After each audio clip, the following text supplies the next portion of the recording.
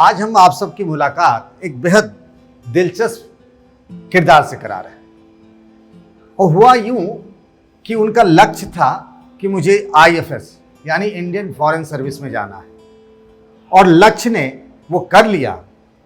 और अब जब उनको लक्ष्य मिल रहा है तो अब उन्हें इस बात का आनंद भी है, यानी नाम उनका लक्ष्य आनंद है, और लक्ष्य आज हमारे साथ। आपके मन में एक बात आ रहा होगा कि आखिर हम यहाँ सीढ़ियों से चलते हुए, चूंकि इन्होंने भी ना इसी तरह सीढ़ियाँ चढ़ चढ़ के आज सफलता पाई, और जिस स्कूल से इन्होंने पढ़ाई की है हम वहीं इनको लेकर के आ गए। पुराने दिनों की बातें भी, स्कूल की बातें होंगी, उस वक्त की शरारतें भी, फिर आईएफएस बनने की बात। ज़िंदगी में बहुत सारे उतार चढ़ाव आए हैं। फुर्सत से बात करेंगे। लक्ष्य तैयार हैं आप? बिल्कुल तैयार हैं सर। ऐसा तो नहीं लग रहा है कि आपको यूपीएससी का इंटरव्यू बोर्ड में बैठने जा रहे हैं? यूपीएससी का इंटरव्यू बोर्ड ज़्यादा आसान था। अच्छा, ऐसा लग रहा है? हाँ, ऐसा लग रहा है। तो लक्ष्य हैं, और ये यूपीएससी जो अभी रिजल्ट आए हैं उसमें 101 101 बड़ा शुभ माना जाता है। तो एक तरीके से कह सकते हैं बड़ा लकी नंबर रहा 101। 101, हाँ। मन में आपके भी आता होगा कि ये आखिर 101 ही क्यों आया? मेरे मन में नहीं आता, लेकिन लोग कई बार कहते हैं काफ़ी लकी नंबर है, काफ़ी शुभ नंबर माना जाता है। अच्छा, तो ये जो क्लासरूम है, एक दौर था जब लक्ष्य इसी तरीके से इसी स्कूल के क्लासरूम में पढ़ाई किया करते थे। अलग बात है कि तब बेंच वगैरह कुछ और रही होंगी। क्या लक्ष्य? आइए बैठिए। बेंच कुछ और थी उस समय। जी बिल्कुल, बट कमरा यही था। कमरा यही था, और उससे जुड़ी हुई यादें भी। बिल्कुल, बहुत सारी यादें हैं यहाँ से जुड़ी हुई। तो फुर्सत से बैठ के बात कर ली जाए। बिल्कुल। लक्ष्य, मुझे एक बात बताइए ना, कुछ लोग कहते हैं कि वो आईएएस बन गए या आईएफएस बन गए, सिविल सर्विसेज पास कर लिए तो उनकी किस्मत में लिखा था। कुछ लोग कहते हैं नहीं भाई, हम तो 6th क्लास में पढ़ते थे तभी सोचा था। लक्ष्य के मन में कब आया कि मुझे सिविल सर्विसेज की परीक्षा देनी है और पास करनी है? ये मुझे सबसे पहले 2019 के आखिर में आया था मन में। तो उससे पहले मेरे को पता नहीं था कि यूपीएससी क्या होता है और सिविल सर्विसेज क्या होते हैं। लेकिन जब मेरी इंजीनियरिंग ख़त्म हुई 2019 मई जून में, तब मेरी एक दोस्त हिमानी, उन्होंने मुझे कहा कि आपको इसके लिए प्रिपेयर करना चाहिए और मुझे लगता है कि आप कर लेंगे। तो मैंने कहा ठीक है, I will prepare for it. That was the first time जब मुझे पता चला कि सिविल सर्विसेज क्या होती है, और मैंने यूपीएससी की तैयारी करनी शुरू की 2019 के अंत से। उससे पहले कहीं से भी आपके मन में ये नहीं था? नहीं, मेरे मन में बिल्कुल नहीं था। मुझे पता नहीं था कि यूपीएससी क्या होता है। ये पता था आईएएस आईपीएस ऑफिसर्स होते हैं, बट ऐसे नहीं पता था कि यूपीएससी एक एग्जाम कंडक्ट कराती है और उसके थ्रू आईएएस आईएफएस आईपीएस बनते हैं। ये भी नहीं पता था? ये भी नहीं पता था। और आज आपने वो परीक्षा भी पास कर ली। बिल्कुल। मुझे ये बात बताइए कि आप इंजीनियर रहे, आपने दिल्ली टेक्निकल यूनिवर्सिटी से, जो पहले दिल्ली कॉलेज ऑफ इंजीनियरिंग था, वहाँ से आपने इंजीनियरिंग की। आप इलेक्ट्रिकल इंजीनियरिंग थी, और वहाँ से जब आप आए तो आपने सब्जेक्ट क्या बताया था? हिस्ट्री। हिस्ट्री। तो ये इंजीनियरिंग का स्टूडेंट जब वो सिविल सर्विसेज की परीक्षा देने जाता है तो हिस्ट्री कौन ले लिया? और आमतौर पे मैंने कई लोगों से बात की तो हिस्ट्री बड़ा कम स्कोरिंग सब्जेक्ट माना जाता है। वो लोग ज्योग्राफी ले लेते हैं, एंथ्रोपोलॉजी ले लेते हैं, पर लक्ष्य ने हिस्ट्री क्यों लिया? मतलब बड़ा डिफिकल्ट सब्जेक्ट माना जाता है स्कोर के लिहाज से। इसके कई रीज़न है। एक तो सबसे ज़्यादा सिलेबस हिस्ट्री का है। इतना वास्ट सिलेबस है कि सिलेबस ही 12 पेज का है। इतना बड़ा सिलेबस किसी और सब्जेक्ट का है नहीं। और रही बात है कि मैंने क्यों हिस्ट्री चुना इस सब के बावजूद, तो बचपन से ही मेरा सबसे ज़्यादा इंटरेस्ट इस सब्जेक्ट में था। जब मैं सोशल साइंसेस पढ़ता था, 10th तक मेरे पास सोशल साइंस थी, तो मेरे हिस्ट्री में पूरे मार्क्स आते थे। और मैं हिस्ट्री ऐसा सब्जेक्ट है जो मैं कभी भी कहीं भी पढ़ सकता हूँ। मैं कभी बोर नहीं होता पढ़ते हुए। और ऑप्शनल में आपको इसको अंत तक पढ़ना होता है, एकदम गहराई में जाके इसको जो आप सब्जेक्ट लेते हैं उसकी कम से कम आपको पोस्ट ग्रेजुएट लेवल तक की नॉलेज होनी चाहिए। तो इतना सारा सिलेबस कंप्लीट करने के लिए आपको ज़रूरत है कि आप उस सब्जेक्ट में इंटरेस्ट रखें। क्योंकि मेरे को फॉरेन सर्विस में जाना है, और फॉरेन सर्विस में आपका वर्ल्ड हिस्ट्री एक बड़ा पार्ट होता है, क्योंकि आपको हर देश की हिस्ट्री पता होनी चाहिए, कल्चर पता होना चाहिए। ये मुझे हिस्ट्री ऑप्शन में था, और मैंने बहुत अच्छा स्कोर किया है। मेरे 291 मार्क्स आए, जो कि अमूमन हिस्ट्री में नहीं आते हैं। तो और ये हिस्ट्री ऑप्शनल की वजह से ये है कि मैं आज यहाँ बैठा हूँ, इसलिए मैंने हिस्ट्री लिया था। आमतौर पर तो जो लोग हिस्ट्री से ग्रेजुएट होते हैं वो भी ऑप्शनल में हिस्ट्री नहीं लेते हैं, वो भी अपना सब्जेक्ट चेंज कर देते हैं। एक बड़ा ये है, खासतौर से जो हिंदी बेल्ट वाले हैं, यूपी, बिहार, एमपी, इन सब जगहों में लोगों में ना सिविल सर्विसेज का बड़ा क्रेज रहा। मैं अभी तक जिन लोगों से बात कर रहा था वो 10 साल, 15 साल, 25 साल पहले सिविल सर्विस की परीक्षा दिए थे। आपसे जब बात कर रहा हूँ तो अभी तुरंत परीक्षा पास करके आप आए हैं, तो आपको ज़्यादा नॉलेज होगा आज की तारीख। जो भी सिविल सर्विसेज की एग्ज़ाम देना चाह रहा है आज की तारीख में, उसको किन चीज़ों पे 3 अगर बड़ी बातें हो कि उसका ख्याल रखना चाहिए, वो कौन 3 चीज़ें हो सकती, बातें हो सकती? सबसे बड़ी चीज़ है आपको अपने ऊपर कॉन्फिडेंस और फेथ होना चाहिए कि आप अपने ये कर लेंगे एग्ज़ाम। देखिए, मेरा मानना है कि यूपीएससी आपकी नॉलेज को जज नहीं कर रही, क्योंकि अगर उन्हें नॉलेज को जज करना होता तो मिनिमम क्राइटेरिया रखती कि आप पीएचडी करके आओ तब आप एग्ज़ाम लिख सकते हो, लेकिन ऐसा नहीं है। वो आपकी मेंटलिटी को जज कर रही है, क्योंकि जब आप ब्यूरोक्रेट, एक एडमिनिस्ट्रेटर, एक डिप्लोमेट बन जाएंगे तो आप पे बहुत प्रेशर होगा गवर्नमेंट का, पॉलिटिशियंस का, सोसाइटी का, रिलेटिव्स का और आपका खुद का। उस प्रेशर को हैंडल करना और एक ऑप्टिमिस्टिक आंसर निकालना, this is what is expected bye you from the society and the country. तो आपको पॉजिटिव रहना है through out the journey, confident रहना है। दूसरी चीज़ कंसिस्टेंसी। लोग सोचते हैं कि हार्डवर्क से हो जाएगा, बट मेरा मानना है कि हार्डवर्क काफ़ी नहीं है। मैं कई ऐसे लोगों को जानता हूँ जो दिन में 15-15, 10-10 घंटे पढ़े, मगर 10-15 दिन बाद छोड़ दिया, 2 दिन छोड़ दिया, फिर पढ़े, तो जो 2 दिन है वो कभी कवर नहीं होते। कंसिस्टेंसी मतलब निरंतरता के साथ पढ़ना, चाहे डिसिप्लिन के साथ निरंतरता। मतलब आप चाहे 7 घंटे पढ़ रहे हैं दिन में, लेकिन आपको रोज पढ़ना है, 1 साल कम से कम रोज पढ़ना है। Consistence, hard work is the second most important thing जो मुझे लगता है। और तीसरी चीज़ जो मुझे लगता है वो ये कि आपको एक पॉजिटिव अप्रोच के साथ हमेशा रहना है, ना सिर्फ अपनी प्रिपरेशन में बल्कि आपके आंसर्स में भी। आपसे जितने सवाल पूछे जाएंगे मेंस में, जो कि सब्जेक्टिव रिटन पेपर होता है, उसमें आपको एक कंक्लूजन लिखना होता है एंड में, और वो कंक्लूजन हमेशा पॉजिटिव होना चाहिए, क्योंकि as a bureaucrat, as a administrator, it is expected कि आप पॉजिटिव वे फॉरवर्ड लिख रहे हैं। भले ही आपको ये लगता है कि एक स्कीम बहुत बुरी है, उसमें कई एक वर्ग है समाज का जो छूट रहा है, मगर उसको लिखने का तरीका कि उसको कैसे इंक्लूड करना है वो पॉजिटिव होना चाहिए। आप क्रिटिसाइज नहीं कर सकते, आपको कंस्ट्रक्टिव क्रिटिसाइज करना है। तो पॉजिटिविटी एक ऐसी चीज़ है जो मैं चाहूँगा कि बिल्कुल होनी चाहिए थ्रू आउट द जर्नी। इसका भी फ़र्क पड़ता है क्या कि जो हिंदी मीडियम और इंग्लिश मीडियम का, ये माना जाता है कि हिंदी मीडियम वालों को तकलीफ़ होती है, इंग्लिश मीडियम वालों को थोड़ा सा नंबर अच्छे मिल जाते हैं इंटरव्यू में और रिटन में भी कहा जाता है, ये ऐसा होता है क्या? देखिए, मेरा मानना तो ये है कि ऐसा पहले हुआ करता था, लेकिन अब ऐसा नहीं होता। इस साल कई लोग ऐसे हैं जो हिंदी माध्यम से परीक्षा उत्तीर्ण की है, और टॉप 20 में भी हैं लोग जो हिंदी माध्यम से परीक्षा पास कर चुके हैं। और मुझे लगता है कि आपको वही माध्यम लेना चाहिए जिसमें आप सूटेबल हैं, आप कंफर्टेबल हैं। उसमें आपको ज़्यादा प्रोडक्टिविटी भी आएगी और आप उसमें ज़्यादा बेहतर परफॉर्म भी कर पाएंगे। आपका हिंदी मीडियम था या इंग्लिश मीडियम था? मेरा इंग्लिश मीडियम था। अच्छा, और आप इसी सरकारी स्कूल से पढ़े? बिल्कुल, मैं इस सरकारी स्कूल से पढ़ा। तो सरकारी स्कूल से पढ़ के और इंग्लिश मीडियम से एग्ज़ाम देना, क्योंकि मैं कई ऐसे लोगों से बात किया तो बोला कि वो हिंदी मीडियम से बड़ा डर रहता था उनका, तो आपने कैसे कोप अप कर लिया ये?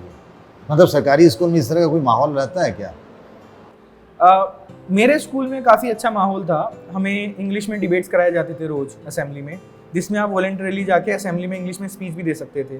तो मैं तो बहुत किया करता था। मैं बचपन से ही स्टेज पर्सन रहा हूँ, तो मुझे स्टेज पे रहकर कविताएं पढ़ना इंग्लिश में या फिर डिबेट देना बहुत पसंद था। तो मैं हमेशा इंग्लिश में बात करता था, और ऐसा नहीं था कि सिर्फ मैं स्कूल में बात कर रहा हूँ। जितने मेरे दोस्त थे सब इंग्लिश मूवीज़ देख के आते थे, इंग्लिश न्यूज़पेपर पढ़ते थे, तो हम बात करते थे, हम समझ सकते थे। और हम मानते हैं कि काफ़ी टूटी फूटी इंग्लिश हुआ करती थी हमारी, बट हम प्रयास करते थे तो आज धीरे धीरे बेहतर हुई। तो कई लोग इस शर्म से भी प्रयास नहीं करते इंग्लिश बोलने का कि वो बहुत टूटी इंग्लिश बोलते हैं, बट हमारे में ऐसा नहीं था। हमारे स्कूल में हम गलती करते थे तो एक दूसरे को सही कर दिया करते थे बिना शेम फील किए, या टीचर ही हमें सही कर देती थी। तो ऐसा माहौल था हमारे स्कूल में कि हम इंग्लिश में कॉन्वर्सेशन कर सकते थे। यहाँ तक कि मुझे याद है कि जब हमारे एनुअल फंक्शन हुआ करते थे, कोई फंक्शन हुआ करते थे, तो मैं इंग्लिश में स्पीच दिया करता था, और चीफ गेस्ट आते थे, कई बार डिप्टी चीफ मिनिस्टर भी आते थे, तो मैं इंग्लिश में बात किया करता था उनसे, स्कूल का टूर दिया करता था इंग्लिश में। तो हमारे स्कूल में काफ़ी इंग्लिश बोली जाती थी। कोचिंग को लेके बड़ा एक इशू रहता है कि कोचिंग करने का फ़ायदा रहता है। बहुत लोगों को ये लगता है कि कोचिंग करेंगे उसमें लाखों रुपये खर्च होंगे, फिर सब्जेक्ट की इतनी सारी किताबें हैं, पास कर गए तो फिर इंटरव्यू की कोचिंग कर लो, तो बड़ा खर्चीला होता है। क्या कोचिंग के बिना काम नहीं चल सकता है? देखिए, मैंने तो ज़ाती तौर पे कोचिंग नहीं ली, कहीं से भी किसी भी तरह की कोचिंग नहीं ली। मॉक इंटरव्यूज़ दिए थे, मगर मॉक इंटरव्यूज़ में पैसे नहीं लगते, फ्री के होते हैं, कोई भी दे सकता है अगर आपका मेंस क्लियर होता है तो मुझे ये लगता है कि कोचिंग के बारे में नहीं है, क्योंकि कई लाखों लोग कोचिंग लेते हैं हर साल। पूरी एक कोचिंग इंडस्ट्री है जो करोड़ों की है और लाखों लाखों फीस है एक स्टूडेंट की, और लाखों बच्चे पैसे भरते हैं, कोचिंग लेते हैं। लेकिन उनमें से भी जो आप परसेंटेज देखेंगे जिनका निकलता है, वो गिनती के 1% से भी कम होगा जिनका निकलता है।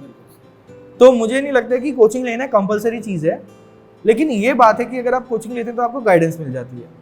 मगर अगर आपको गाइडेंस कहीं और से मिल सकती है, जैसे आप किसी ऐसे इंसान से बात कर सकते हैं जिसका एग्जाम निकला हो, जैसे मैं, कोई मुझसे बात करता है तो मैं उसको वो गाइडेंस दे सकता हूँ जो आपको कोचिंग में मिलेगी 10-15 मिनट में बात करके कि आप ये कीजिए। आप बहुत खतरे में पड़ने वाले हैं। नहीं, मैं ऐसा नहीं कह रहा कि आप मेरे पास गाइडेंस के लिए आइए।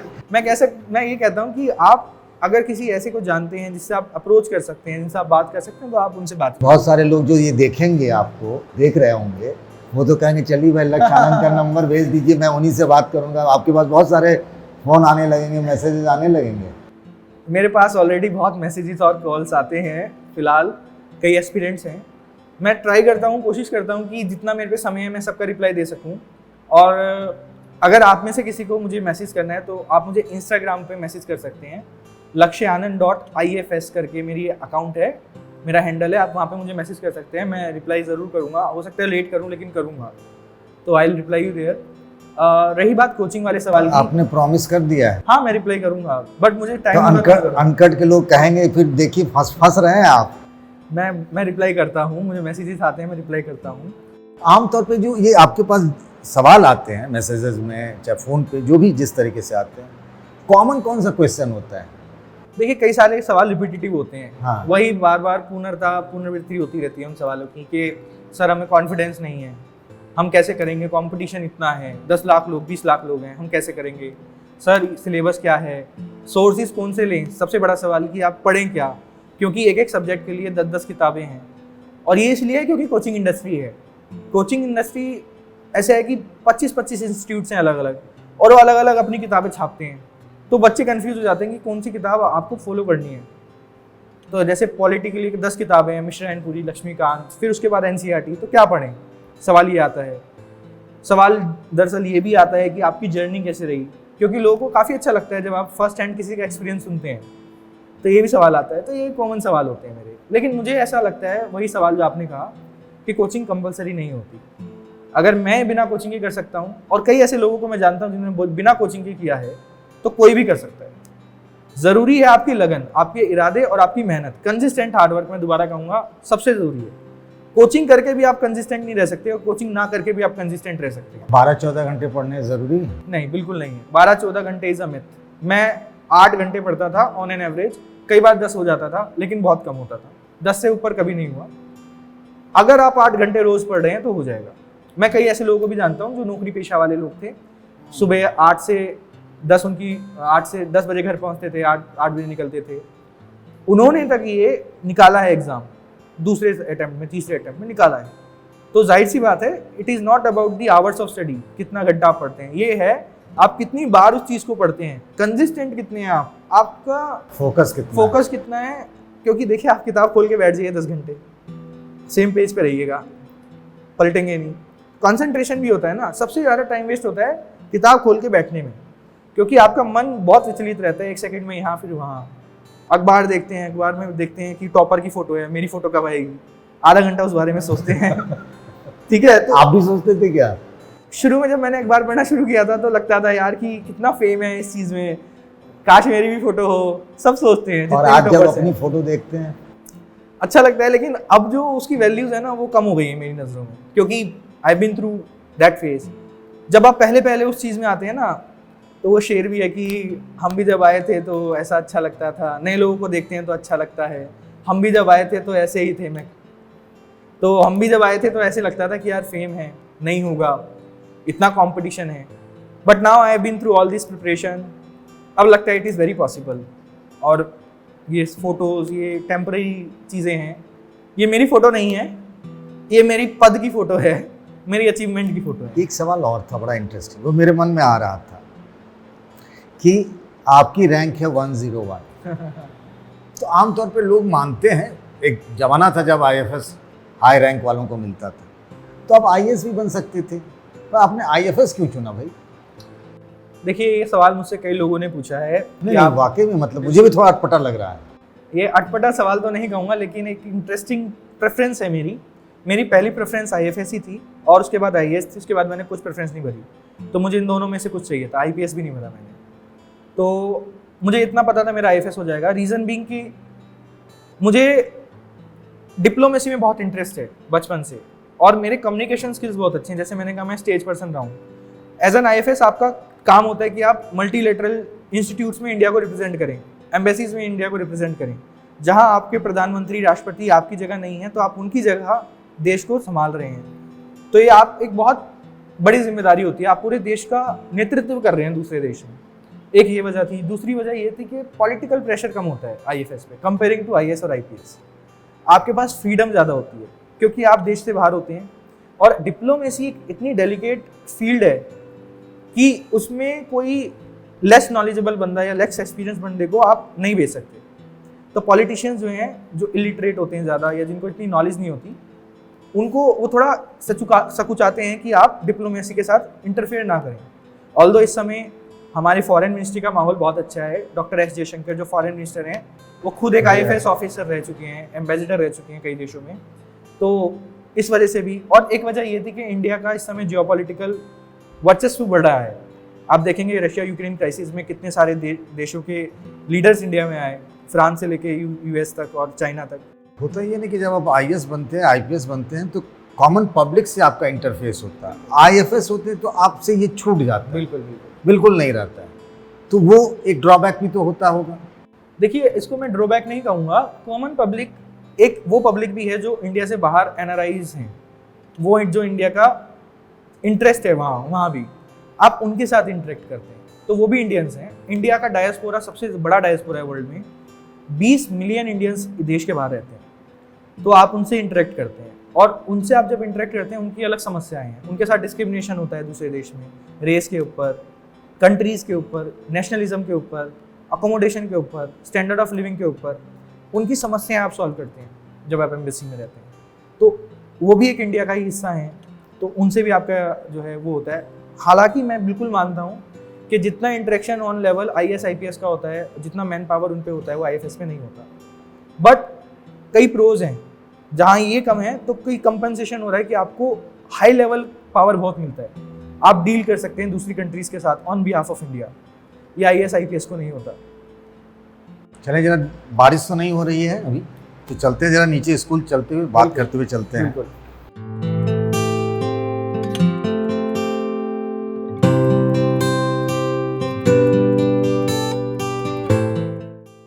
लक्ष्मी बाबू, आपको स्पोर्ट्स में कोई इंटरेस्ट था कि नहीं? आउटडोर स्पोर्ट्स में इतना नहीं था, मैं हाँ।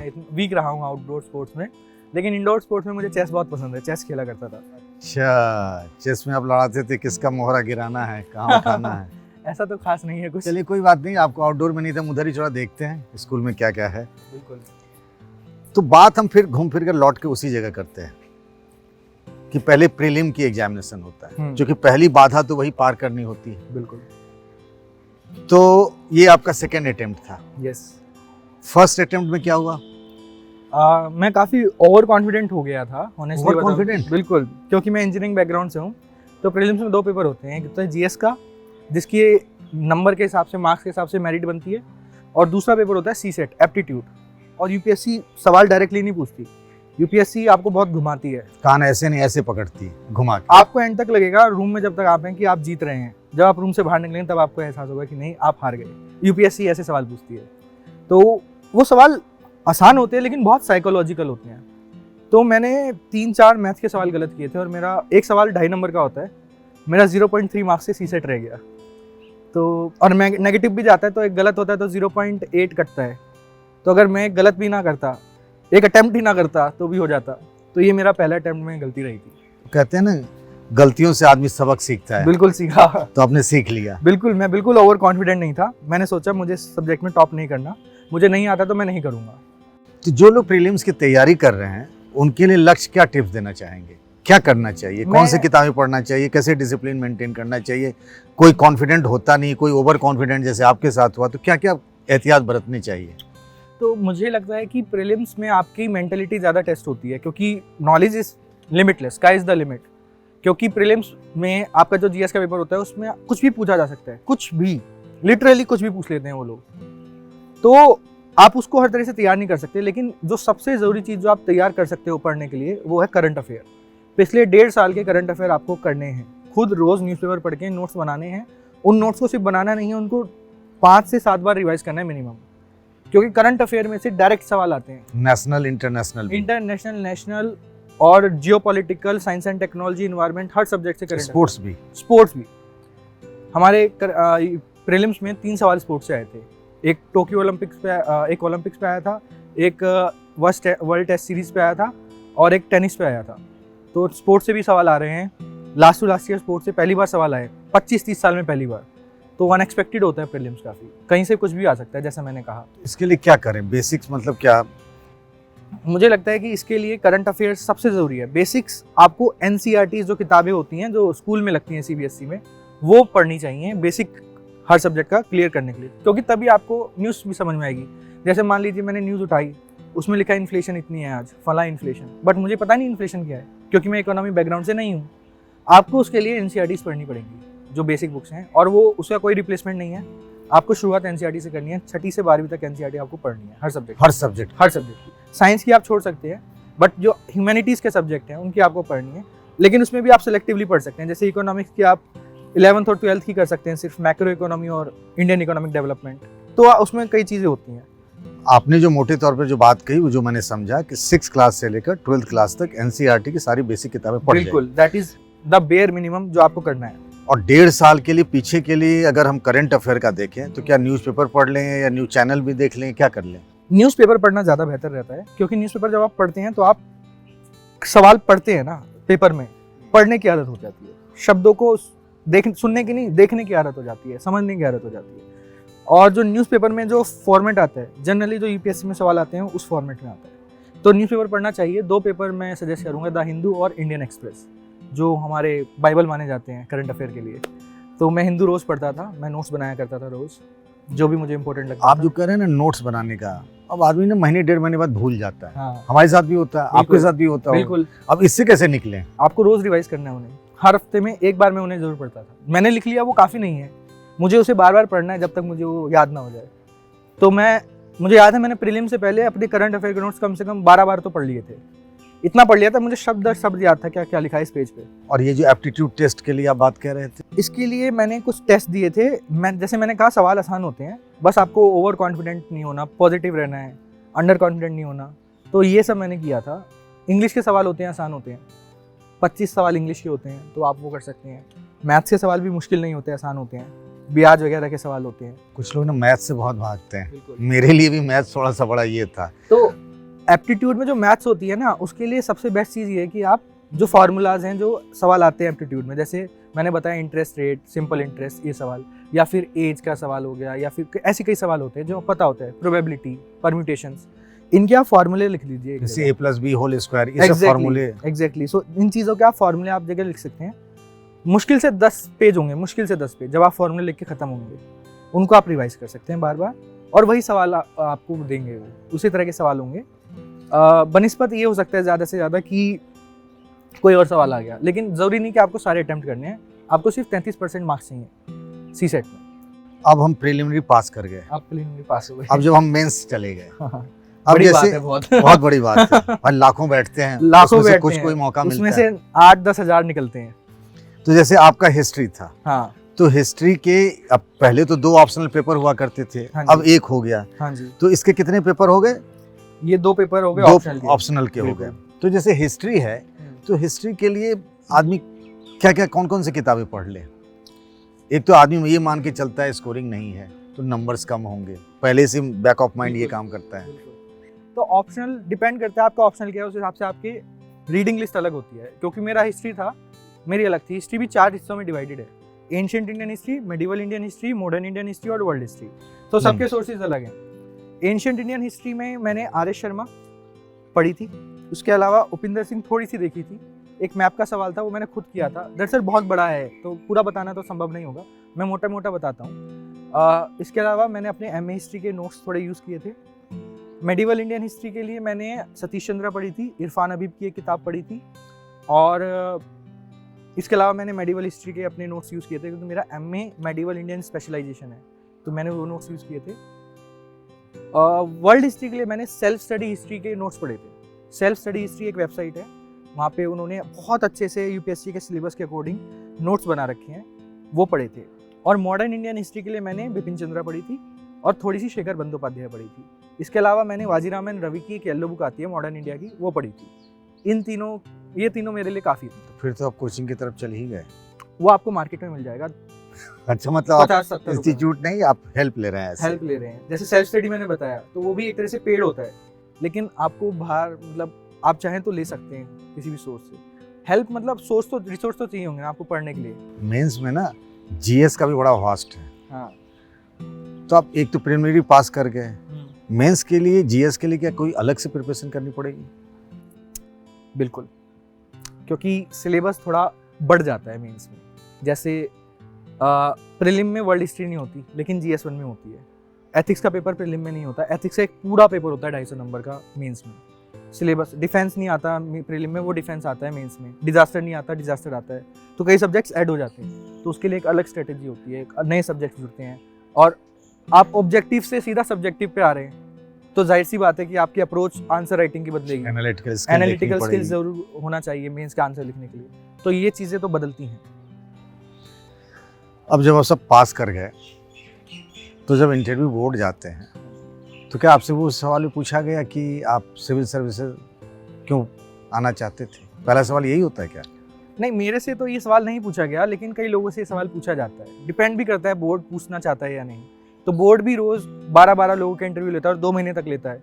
तो बोर्ड भी चाहता नहीं है कि सेम सवाल मैं हर एक से पूछूं, क्योंकि वो बंदा बाहर जाके फिर दूसरे को बताएगा मेरे से सवाल पूछा गया था। अच्छा। तो ये ऐसा नहीं होता कि ये सवाल हर एक से पूछा जाता है। सरप्राइज एलिमेंट, ये सरप्राइज एलिमेंट्स बहुत होते हैं। तो मुझसे तो नहीं पूछा गया था ये सवाल। बोर्ड में 5 मेंबर होते हैं। 5 मेंबर होते हैं, एक चेयरमैन होते हैं जो यूपीएससी कमिश्नर होते हैं, कॉन्स्टिट्यूशनल पोस्ट पे बैठे होते हैं, बाकी 4 सिविल सर्वेंट्स होते हैं या स्कॉलर्स होते हैं।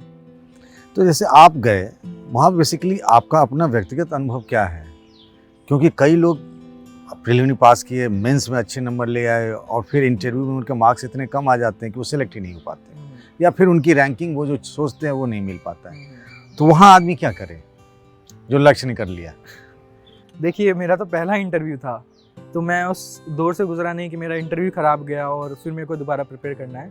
हालांकि मैं कुछ लोगों को जानता हूँ जो दूसरा अटैम्प्ट देते हैं, 2-2, 4-4 इंटरव्यू भी देते हैं और फिर दोबारा देते हैं, क्योंकि उन्हें अपनी पसंद की सर्विस नहीं मिलती। तो फिर आप ट्रेनिंग छोड़िए, मतलब आप सर्विस जो मिल रही है आप वो लीजिए। आप सबैटिकल ले सकते हैं, लीव ले सकते हैं, टेक्निकल लीव होती है वो, और फिर दोबारा से आप सिविल सर्विस की प्रिपरेशन शुरू करते हैं। बस बुरी बात इसमें ये है कि आपको शुरू से शुरू करना होगा प्रीलिम से। तो आप once you are not getting the service, आप पहले वही सांप सीढ़ी के पहले उसमें है। मैं तो, मेरे एक दोस्त आईपीएस हैं और उन्होंने जो फिर जब दोबारा दिया तो उनका प्रीलिम ही नहीं निकला। बिल्कुल, ऐसे भी कई लोग होते हैं। ऐसे कई लोग होते हैं। तो मैं ये जानना चाह रहा हूँ कि आप में से इंटरव्यू बोर्ड में क्या टेस्ट किया गया, किस तरह के सवाल हुए? कोई बहुत इंटरेस्टिंग सवाल जैसे? देखिए, इंटरव्यू बोर्ड वहाँ पे अच्छा, ये तो नहीं और पूछा बात गया ये कि है, आप इंजीनियर थे और सिविल सर्विसेज में क्यों आना चाहते हैं? ये पूछा जाता है लोगों से, मुझसे नहीं पूछा गया। अगर आपसे पूछा जाता तो मैं ये कहता कि मैं अपने इंजीनियरिंग स्किल्स जो है इंडिया की बेहतरी के लिए इस्तेमाल कर सकता हूँ। इंजीनियरिंग में मैं एक सर्विस, मतलब एक फील्ड स्पेसिफिक हो जाता है, इलेक्ट्रिकल इंजीनियर, लेकिन मैं IAS, IFS, IPS बन के डाइवर्स हो जाएगा मेरा, और एक सेटिस्फेक्शन मिलती है अपने आप को कि आप समाज बड़ा डिबेटेबल क्वेश्चन है। लोग कहते हैं ना कि सरकार का पैसा खर्च हो जाता है, मेडिकल चले जाते हैं, इंजीनियर बन जाते हैं और फिर सिविल सर्विस चले जाते हैं। बिल्कुल। ये आपने भी सुना होगा, आपसे भी लोग पूछते होंगे। एक मॉक इंटरव्यू में मुझसे सवाल भी पूछा गया था कि आप इतने प्रेस्टीजियस इंस्टीट्यूट से इतनी प्रेस्टीजियस डिग्री लेके सिविल सर्विसेज में क्यों जाना चाहते हैं? आप सरकार का पैसा खराब कर रहे हैं। बट मुझे लगता है कि जो भी आप सीखते हैं वो आपके साथ अंत तक रहता है। तो अगर जैसे मान लीजिए मैं इलेक्ट्रिकल इंजीनियर हूँ, मैं IFS में जा रहा हूँ, हो सकता है कि भविष्य में भारत का पावर सेक्टर मुझे हैंडल करने के लिए दिया जाए, क्योंकि मेरा बैकग्राउंड इलेक्ट्रिकल इंजीनियरिंग का है। तो ये जो इन्वेस्टमेंट है, ये कहीं ना कहीं रिटर्न तो होती है।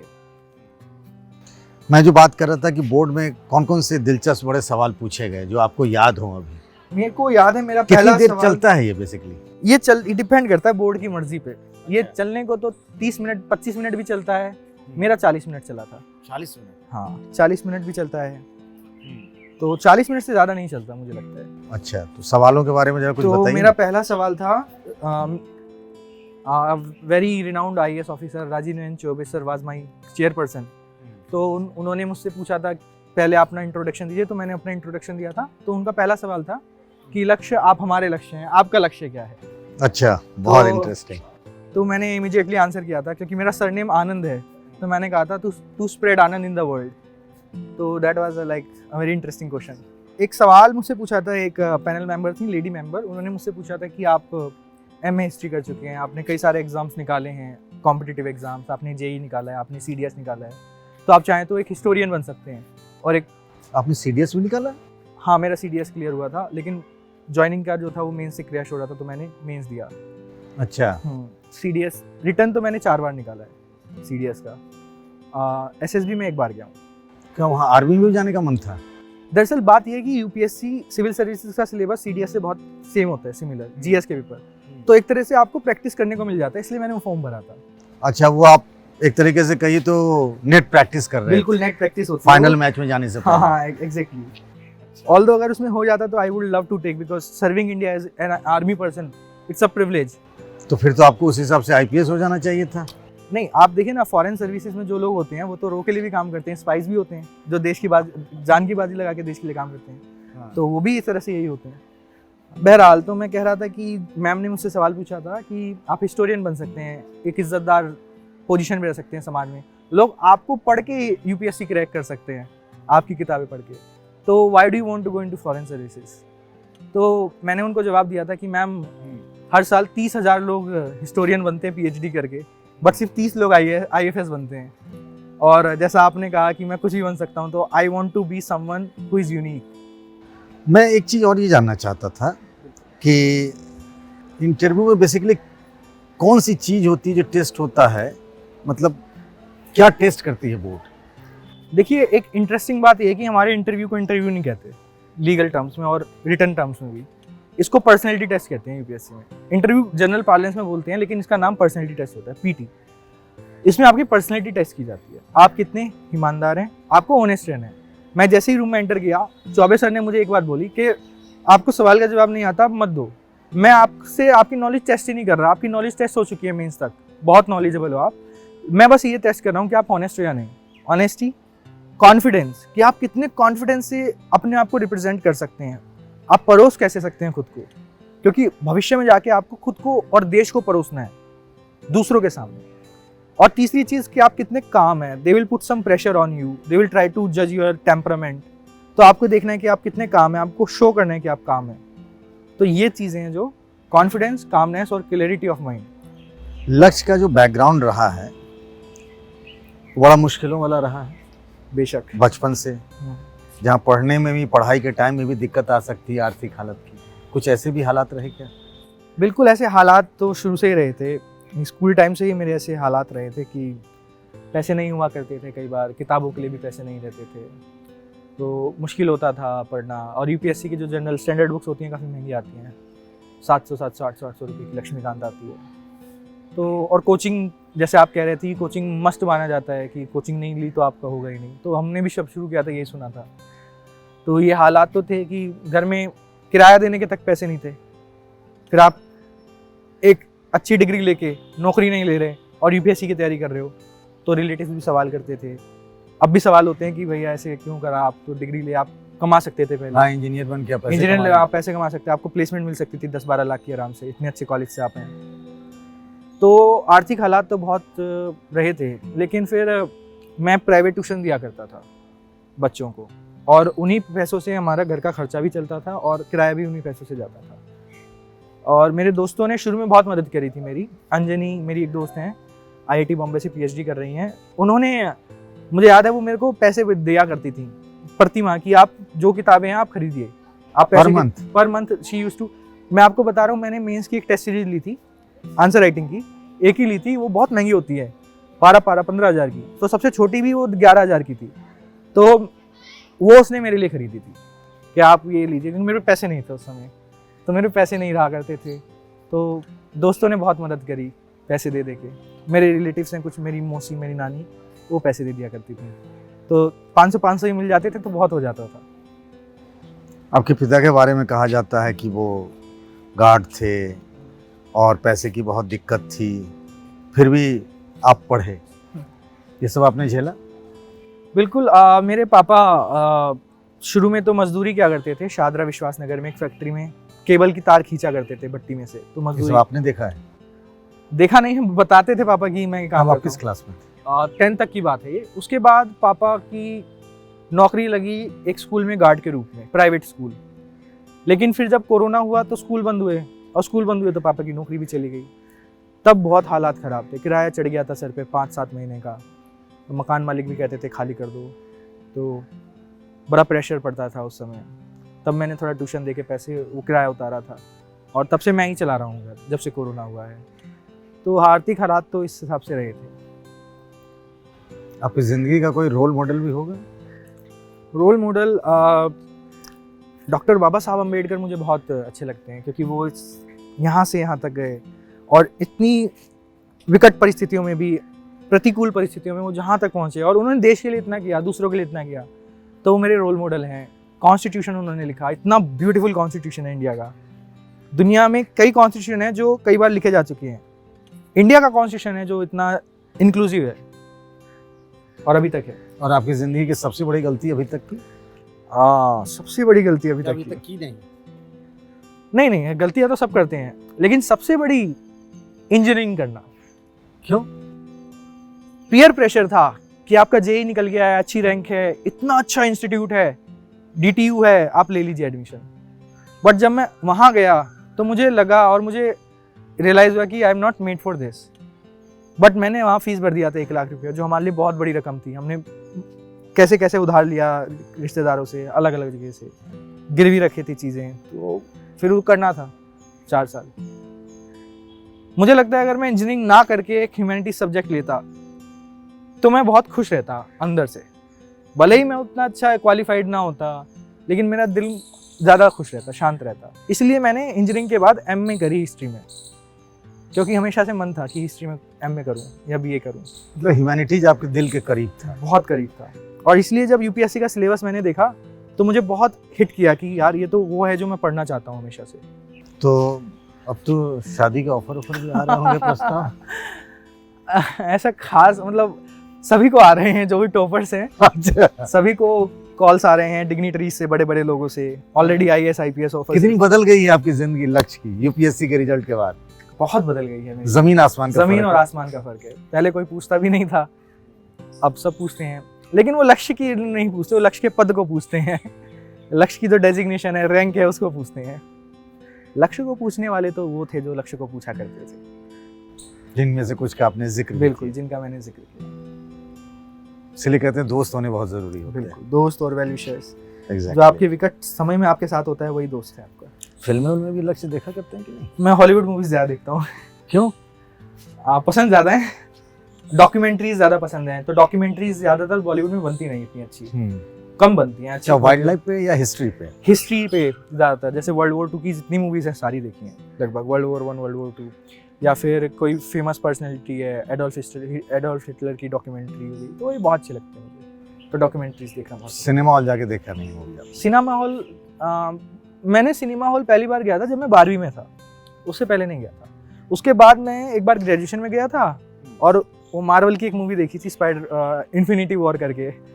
और उसके बाद अभी मैं जिस दिन मेरा इंटरव्यू था, 6 मई को मेरा इंटरव्यू था UPSC में, तो मैं पहला इंसान था जिसका इंटरव्यू था। सुबह सुबह मैं जल्दी फ्री हो गया, और वो फ्राइडे का दिन था, तो उस दिन डॉक्टर स्ट्रेंज रिलीज हुई थी, तो मैं वो देखने गया था। अच्छा, जिस दिन आपका उसके बाद मैं मूवी देखने गया था। हाँ, अकेले? हाँ, अकेले नहीं, मेरे एक दोस्त था मेरे साथ, वो मेरे साथ था। अच्छा। तो उसके साथ मैं मूवी देखने गया था, क्योंकि इतना प्रेशर था ना, तो सोचा यार अब सब खत्म, अब थोड़ा रिलैक्स करते हैं। लक्ष्य का आगे का लक्ष्य क्या है? मुझे डिप्लोमेट बनना था, और वो मैं बन जाऊंगा इस रैंक के साथ। तो मैं इंडिया को रिप्रेजेंट करना चाहता हूँ। कुछ काम है जो मैं करना चाहूँगा। सबसे ज़रूरी काम जो मैं करना चाहूँगा वो क्लाइमेट चेंज को लेकर है, क्योंकि मुझे इन्वायरमेंटल हिस्ट्री में भी बहुत इंटरेस्ट है। और इन्वायरमेंट और क्लाइमेट चेंज एक इंटरनेशनल इशू है, तो आप उसको नेशनल लेवल पे ट्रीट नहीं कर सकते, आप उसको ग्लोबली ट्रीट कर सकते हो। तो मैं चाहता हूँ कि यूएन की कोई संस्था जहाँ पे मैं रिप्रेजेंट कर सकूँ, कुछ आइडियाज़ दे सकूँ, टेक्नोलॉजिकल एडवांसमेंट या कुछ अपनी तरफ से कर सकूँ। दूसरा मैं एजुकेशन के लिए करना चाहूँगा, एजुकेशन सेक्टर जो बाहर विदेश में अच्छा एजुकेशन है, जैसे जापान या फ्रेंच या नॉर्डिक कंट्रीज़ में इतना अच्छा एजुकेशन सिस्टम है जहाँ पे वो लाइफ स्किल्स पे काम ज़्यादा करते हैं रोट लर्निंग के बजाय, उसको अगर मैं इंडिया में ला सकूँ उससे बहुत फर्क पड़ सकता है ह्यूमन कैपिटल पे। जाते जाते आखिर में एक चीज़ कहूँगा कि अपना वादा मत भूलिएगा जो आपने किया है कि जो लोग आपसे पूछेंगे कि सिविल सर्विसेज कैसे हम तैयारी करें, बिल्कुल, तो आपको उनका जवाब देना होगा। बिल्कुल। आप मुझे इंस्टाग्राम, सिर्फ इंस्टाग्राम LAKSHAYANAND.IFS पे टेक्स्ट कर सकते हैं। तो मुझे जब भी समय मिलेगा, अगस्त से हमारी ट्रेनिंग शुरू है, लेकिन अगस्त तक मेरे को जब भी समय मिलता है मैं तभी आपका रिप्लाई दूंगा। लक्ष्य, आपसे बात करके बहुत अच्छा लगा, शुक्रिया। क्योंकि आप अभी पास किए हैं और आपकी जो ज़िंदगी है वो भी मतलब एक कहानी की तरह है, घुमावदार, उतार चढ़ाव तमाम। I wish you all the best. Thank you, thank sir. You, Thank you thank so you much. So much.